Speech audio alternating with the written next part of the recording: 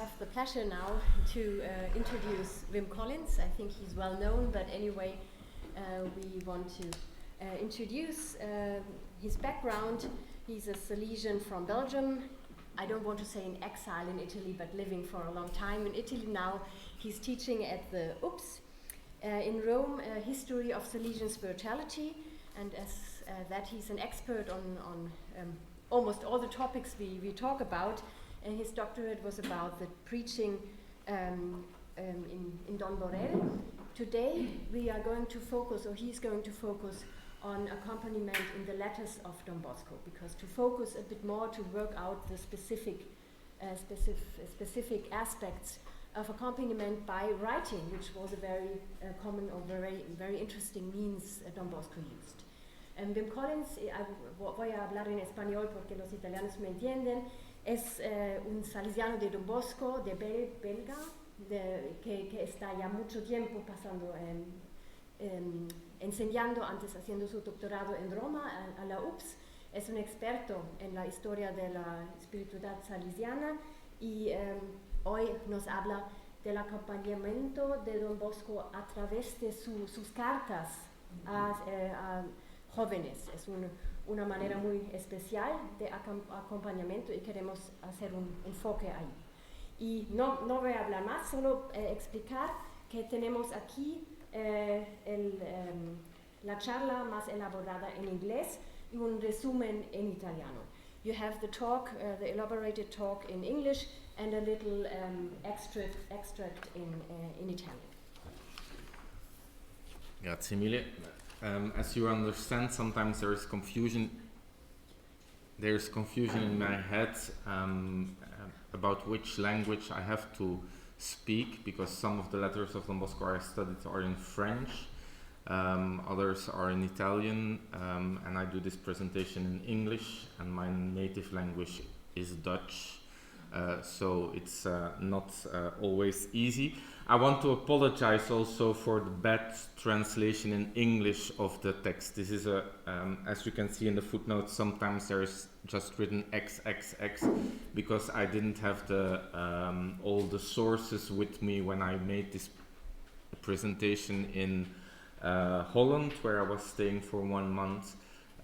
You can't take all books with you when you're traveling. And also the presentations, when you write texts and you run them through programs, they correct some things, and you run them through other programs and they make stupid mistakes.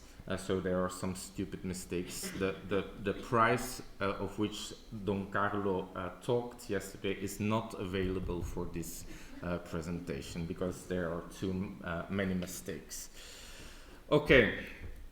There are a lot of there is a huge number of letters. I don't have Disney films in my presentation, as you understand, talking about the historical part of Don Bosco. There are no comics or no scenes on film in my presentation, so it's a little bit more boring. The number of letters, there's a huge number of letters of Don Bosco written to all kinds of people. As we know, and this is not a secret, Don Bosco wrote a lot of letters himself, but he had also a whole secretary, a group of Salesians who wrote letters for him. And then he simply put his signature, or there was even a stamp with the signature of Don Bosco. So they put the stamp of his signature under the letters, and then they sent them. It is also that we know that the letters came to Valdocco in huge amounts from all over the world, and there was this group of secretaries who read these letters and made signs in the corners of the letters. I can't use my hands. Who made signs in the corner of the letters to say, this letter we have to answer this letter we have to answer that, this letter has to go to Don Bosco because he has to answer personally. So from this huge amount of letters we can categorize them According to the addressee. Is this a young person? Is this an old person? Is it a religious person? Is it a lay person? Are these letters from civil authorities, or are they to church people, and so on? But we can also divide them according to the theme they are treating. Are they about financial? Often they are about financial issues. Are they about spiritual issues? Are they about pedagogical or educational topics, and so on? The problem is that if we read these letters of Don Bosco, we find in one letter, for example, a letter he writes to one of the missionaries in Patagonia, we find in the first part very financial advice, organizational advice of how to organize the mission, and in the last paragraph of the letter we find some spiritual advice to the person he's writing. So there is a mixture of organizational stuff and spiritual stuff in these letters. One might think, when Don Bosco is writing to youngsters, that these organizational, economical, financial things are not present in the letters, but on the contrary, we find also these things in these letters. For example, the 13-year Henri Vonk, this is a youngster from Yper in Belgium, who writes to Don Bosco, and he writes on behalf of his father, and he said, I'm instructed by my father to write to you, and he just paid 600 francs, 500 francs for 250 masses pro defunctis, and 100 francs for the good works of Don Bosco. And then in the second paragraph he writes, we're now looking what youngsters write to Don Bosco, and then he writes, my father thanks you for your letter you wrote to him, and we recommend our mother to your prayers, because they did the novena, or they prayed Mary help of Christians, and they wanted them their mother to be cured by the feast of Don Bosco. Instead they had to be buried, they had to bury their mother by the feast of Don Bosco. And then at the end, this Henri Vonk, 13-year-old, he asks Don Bosco to pray for his father, for all the children of his father, for his brother, for his little sisters, and also for him. Another example, for example, Jeanne van Kutsem, she was 19-year-old, she writes in 1888.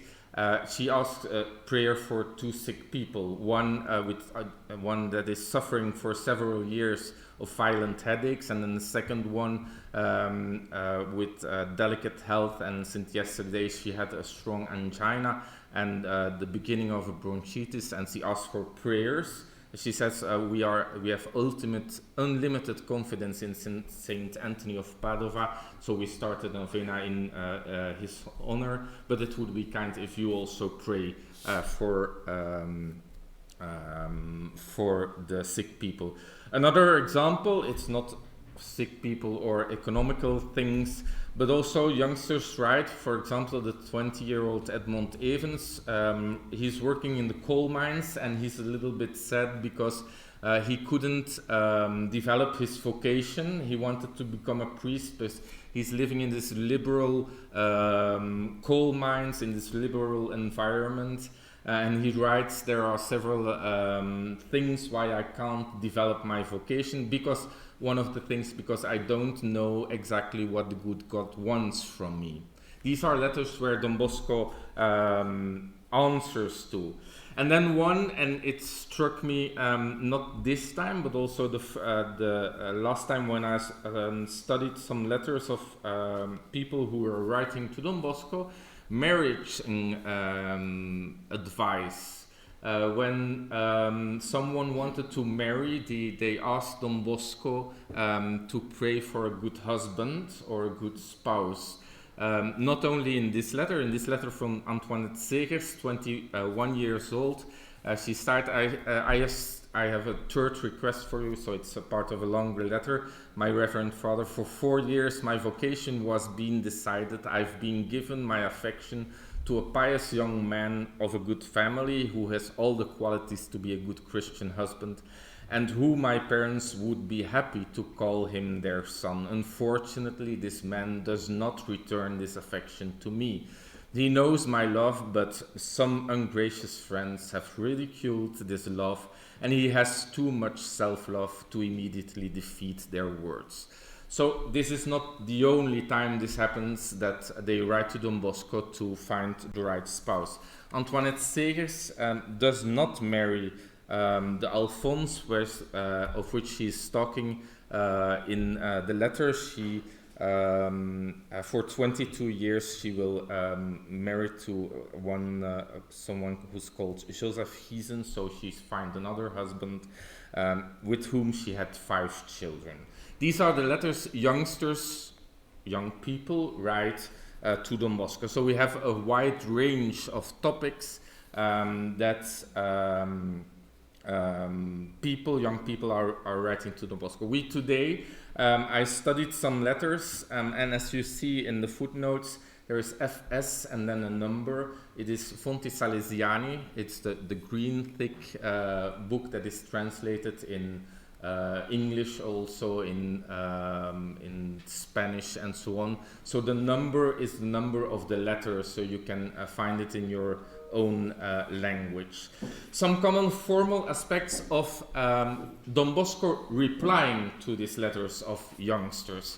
One is, the first thing is the thanksgiving. Always when Don Bosco writes a letter to the youngsters, he says, "Thank you for this letter. For example, your letter brought me great pleasure." What we see, a second common formal aspect, is that there is a letter of reference or a previous letter. This is not one letter they write.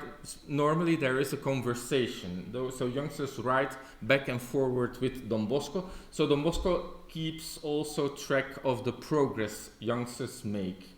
This is very important. There are huge registers with names from youngsters writing to Don Bosco, also adults writing to Don Bosco, so they can see how many times someone wrote to Don Bosco, and they can also, the secretaries of Don Bosco can see what was answered to this young man, and Don Bosco can also remember what he answered to this young man or young woman to go forward on the path they went. The most important thing, I think, from the common formal aspects is that how he proposes something to the youngsters is very concrete, and it is a list.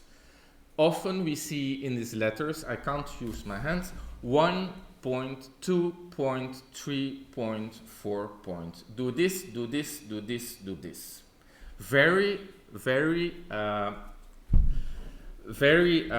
schematic. He's talking to or writing to these youngsters. Pray, meditate, go to communion, go to confession, in very simple words. For example, the example that is in the slide, meanwhile, prayer, work, mortification, frequent confession and communion will help you to conquer the old enemy of your soul. This is the advice Don Bosco gives. So it is not some huge or large speech or introspection or something like that. It is very concrete in little steps. The first two common formal aspects, the thanksgiving and the previous letter, are not applicable. Sometimes Don Bosco wrote also letters to groups of youngsters that I also studied. For example, the youngsters of the College of Mirabello, of San Martino, or to the youngsters here in Valdoco. He writes letters to them. All the common aspects, also these points, these lists of things, are common for these groups of youngsters. Another common formal aspect is that these letters are short letters. I said here A4, it's not A4, it was another format. But for example, the advice he gives to Annetta Pelazza, a youngster who was doubting about entering in a convent, it is 110 words. So it's almost nothing. It's 4 lines or something like that. Very synthetic. He gives this advice to these youngsters. And then the entrustment to God, with which almost every letter ends. May God bless you and keep you in His holy grace. Pray for me. I'm yours affectionately in the Lord. Almost every letter he writes to the youngsters and also to the adults is done in that way, ends that way, and trusting the whole educational process of the youngsters to God. How do we have to understand these formal aspects? And with the first point, I am doubting, because at the end I will say sometimes Don Bosco accompanies youngsters with letters. But in general, we can see in the letters that Don Bosco don't want to accompany or go the path with the youngsters with letters, with writing. Because in several letters, he says you have to go to your spiritual director and talk with him. I can't do this accompaniment with you on this written way. On the other hand, in some letters we see that he does accompany youngsters on the written way. There are no long dialogues, but concrete proposals. So like I said, no introspection, no philosophing, no trying to explain in symbolic ways. It is very to the point if Don Bosco writes these things. The fourth way how we have to understand these letters is the education of the accompaniment of the youngsters is not only the work of men. And Don Bosco, at a certain moment, we can say that is God who gives the vocation to the youngsters. It is God who guides the vocation of the youngsters, and it's on God that we have to trust to go this path. Don Bosco in general doesn't, and this is also a common formal aspect, in generally doesn't do what St. Francis de Sales does in his letters. St. Francis de Sales sometimes writes, just read the Philotea and it's okay. Sometimes Don Bosco writes, read the Giovanni Porraduto and it's okay, or read the life of Domenico Savio and it's okay. But generally, Don Bosco doesn't write standard answers in his letters. So the accompaniment of the youngsters is something personal. He doesn't say, just read these letters. I want to show and read with you one exemplary letter, the one to Stefano Rossetti, in which we can see a lot of things. Stefano Rossetti was born in 1843. He was in the oratory from the 22nd October 1859 to October 1862, and he becomes a diocesan priest in Asti, also director of the seminary in Asti. Don Bosco writes from Sant'Ignazio presso Alessio, that's here in the mountains, on the 25th of July 1816. My beloved son, the letter you wrote me truly gave me pleasure. Common aspect. You have really shown by this that you have understood how I feel about you. Yes, my good friend, I love you with all my heart, and this love urges me to do whatever I can to help you to progress in your study and in piety and guide you on the way to heaven. I will stop here in this first line. The reason why Don Bosco accompanies young people is written in this line. I accompany people because I love you. The motivation for Don Bosco to help youngsters is because of love. Because the love urges him to do whatever he can. Second part of this same sentence, and it is quite striking how much of everything we know about Don Bosco is in this sentence.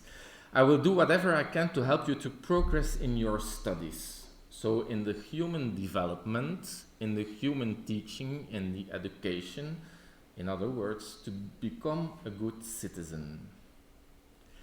And in piety, and to become a good Christian. I will do everything to let you become a good citizen and a good Christian. And the goal of the Salesian education, da mihi animas cetera tolle, to lead you to heaven, so that your soul will be saved. I will do everything to help you to progress in your studies, in piety, and guide you on the way to heaven. In this little sentence is a synthesis of all we know, all the goals of the Salesian education.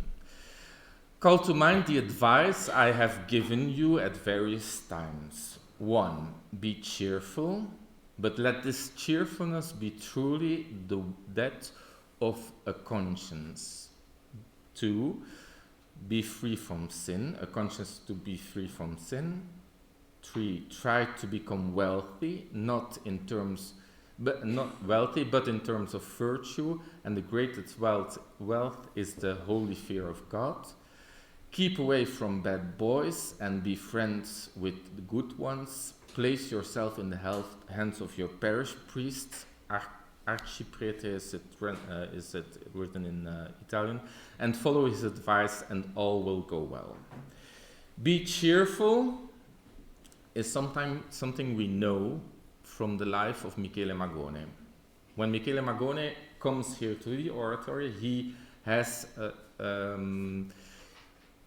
there is a certain sadness that overcomes him, because he sees the other youngsters cheerful, and his cheerfulness is superficial. And that's the moment he goes to Don Bosco. And Don Bosco says, your cheerfulness must be the cheerfulness from inside. The happiness must be inside. Free from sin. You have to become who you really are, and that will give you true happiness. You have to become wealthy, but in terms of virtue, and we can be sure that these youngsters knew the virtues. They were taught in catechism, and faith, hope, and love, chastity, temperance, charity, diligence, kindness, patience, humility. They knew them, and these were the milestones, the stepstones that guided their lives. So they were taught, and they know what it meant to live according to the virtues. The fact that they were taught was also gave also the possibility to these youngsters to verify if they were living according to these virtues, because they know, did I love today? Did I have faith today? And so on. Keep away from bad boys and be friends with the good ones. Be wealthy in virtue. We see also in the life, for example, of Michele Magone, with the Carabinieri of the Virgin Mary, where he is stressing the chastity. We see also the faith in the life of Domenico Savio. So these things always come back. Keep away from bad boys and be friends with the good ones. Also, this friendship we see, for example, in the lives of Severino and Valentino. Valentino, who had a forced bad friend from his father to keep him away from his priestly vocation. Severino, who made friends with the Protestants. These are bad friends, so Don Bosco wanted them to keep them away from bad friends, because otherwise the salvation was at risk. Don Bosco, in generally, he talks here in this letter about friendship, generally there are three types of friends: the good friends, the bad friends, and the normal friends. About the normal friends, Don Bosco never talks. The bad friends are the ones you have to avoid, But the good friends are important for Don Bosco. And since we are 400 years from the death of St. Francis de Sales, I can say that the idea of friendship of St. Francis de Sales is the same idea as Don Bosco has about friendship. Because a good friend, one doesn't make friends to get something, to benefit from it. One becomes friends with the other because friendship improves myself and the other person. One becomes a better person through friendship. Friendship means loving each other, not because of what you do, but because of what you are. And the origin of that love for the other can only be God Himself. Because in the friendship, in the love for the other, one recognizes the divine presence in the other. True friendship for Don Bosco leads to God. And so in friendship, someone recognizes God. The friends must lift each other up to achieve higher goals. Friendship that doesn't achieve higher goals is not a good friendship for Don Bosco. The last part is place yourself in the hands of your parish priest. We know that the spiritual director is conditio sine qua non in the Salesian tradition. You have to surrender you to the spiritual director. You have to pour out your heart to the spiritual director. He is showing you the way. He is showing you how you have to go in life, and that is very important. You have to trust almost blind your spiritual director. And then at the last part of the letter, you can see, greet your parents on my behalf, pray for me, and while God is keeping you some distance from me, I pray that He always keep you as one of His own until you return to us. Meanwhile, I am yours in fatherly affection. These youngsters write to Don Bosco during holidays, so they keep the link with their educator during holidays. One last thing I want to say about this letter is that it is very remarkable. This letter is written in 1860. It is only 15 years after the oratory started here in Don Bosco. It is long before they gathered all the letters of Don Bosco that would prove his sainthood when they started the canonization process. We can ask the question, why does someone like Stefano Rossetti keep this letter for so long? Because he should have kept it, or he has kept it for 40 years. 35 years, 40 years. Why? It's not because he knew Don Bosco was a saint, because we are in the early stages of the oratory. So one of the reasons why he could have kept it is because it is so easy. Every evening when he does his evening prayer and he looked upon his day, how it has been, there is, have I been cheerful today? Have I sinned today? How did I go about the virtues? How did I go about friendship today? So to do the evaluation of the day, it was very easy to do it. Normally, generally, these letters are kept in a prayer book, where there is the evening prayer that the youngsters did. So they kept these letters. So these letters the Don Bosco wrote are very important to help the daily life of these youngsters. Pedagogical and spiritual content. So like I said already, the education of the youngsters is not the work of man alone. There is God's plan, God helps to execute the plan, and without God you can't reach your goals. This is very important. Religious recommendations we find in these letters to the youngsters is, and we know this, fervent and frequent confession and communion. This is one of the big milestones that Don Bosco stresses in all his letters. And sometimes he writes very simple, for example, point 3, the third thing Giorgio has to do, fervent and frequent confession and communion. The same he writes to Severino Rostagno, go to the sacraments of confession and communion, without any explanation, because the youngsters knew why this was important. In other letters he explains, Don Bosco explains why these communion and confession are important. Frequent communion is the great column which supports the moral and material world to stop it falling into ruin. The whole society is based on confession and communion. I believe I am not saying too much if I state that frequent communion is the great column that one pole of the world balances on. The communion, and we know from the dreams of Don Bosco that this is very important.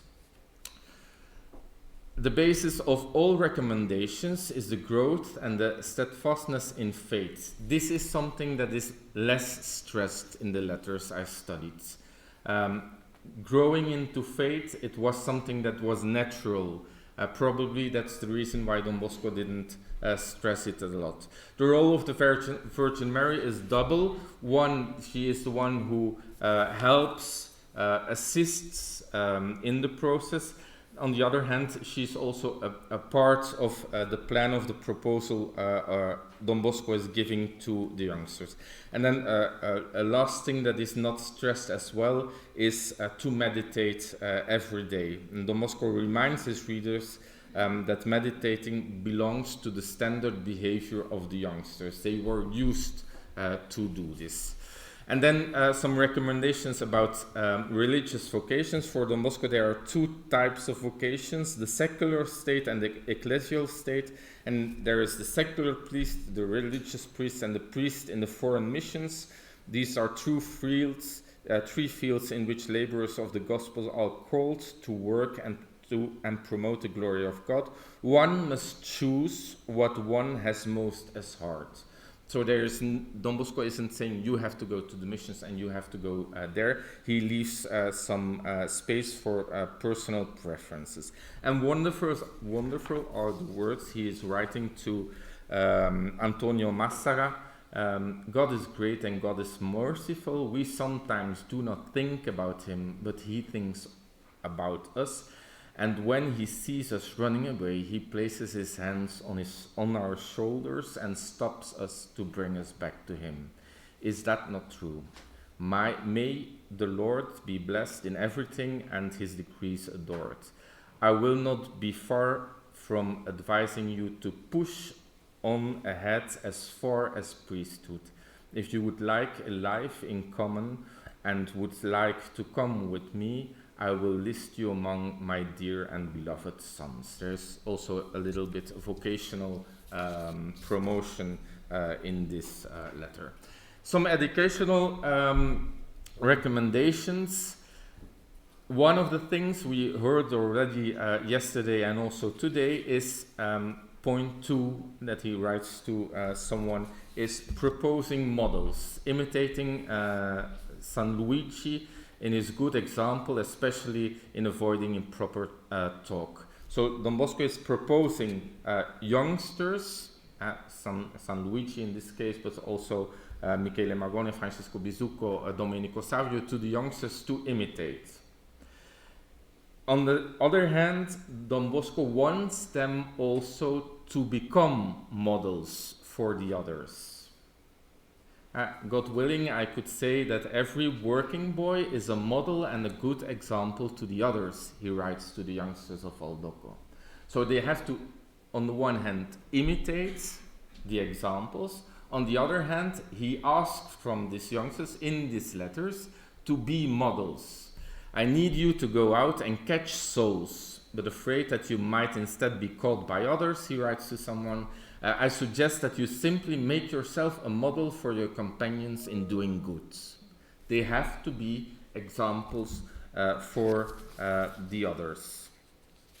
And there are several examples of these things in the letters. Friendship, I also already talked about friendship when I talked about the exemplary letter. Keep away from bad companions, as you would from poisonous snakes.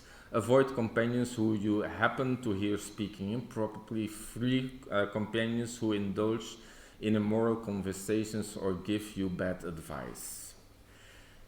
One thing they have to do is trust the guide. The spiritual guide is important, as I said, to carry out the idea that for a while is keeping you busy. He's writing to Antoinette.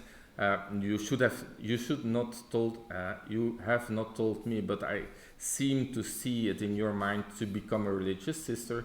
Put yourself entirely in the hands of your good and holy superiors. They will guide you and they will help you to become a good nun. Then there are laziness and duty. You have to do what you have to do. Avoid idleness and be very diligent in fulfilling your school duties. Idleness is the father of all vices. And then somewhat surprising, Don Bosco gives also advice about health. And we know Don Bosco didn't take care about his own health, but sometimes he writes about the health of the youngsters. Health is a precious gift from heaven, so look after it. Beware of excess, too much, getting overtired, moving too quickly from hot to cold. These are the ordinary sources of illness. Sometimes in other letters he wishes to the writer that his family is in good health, or wishes that they get better. And to Luigi Vacciano he writes that he doesn't have to eat so much. So there are very concrete proposals also in the recommendations to the youngsters. To conclude, Don Bosco as a guide in these letters. Once I've got the final article, you will get it, and you can read everything without English. Don Bosco presents himself in these letters as the friend of their soul, friend, father, friend and brother, humble servant. The youngsters, in one letter he writes, are the apple of his eye. Don Bosco loves the youngsters to whom he is writing and asks from them the same. Love me as I love you in the Lord. He calls the youngsters continuously his beloved sons, and the reason why he does this is described in the letter to the boys of Valdocco. There is no need to tell you how much affection I have for you. I have given you clear proof of that. Nor do I need to tell you nor do I need you to tell me of your love for me, because you have shown me that so often. But what is our mutual affection based on? On money, not mine because I spend it on you, not yours because, and don't be offended, you don't have money. So my affection is based on the desire I have to save your souls. You were all redeemed by the precious blood of Jesus Christ, and you love me because I try to lead you along the path to eternal salvation. So the good of our souls is the basis of our affection. To Stefano Rossetti, like we heard, he writes almost exactly the same. Don Bosco loves his youngsters because he wants them to become good Christians and help them to realize life. To the youngsters of Mirabello, he writes, I am coming amongst you as a father, a friend and a brother. Just put your heart in my hands for a while and you will be happy.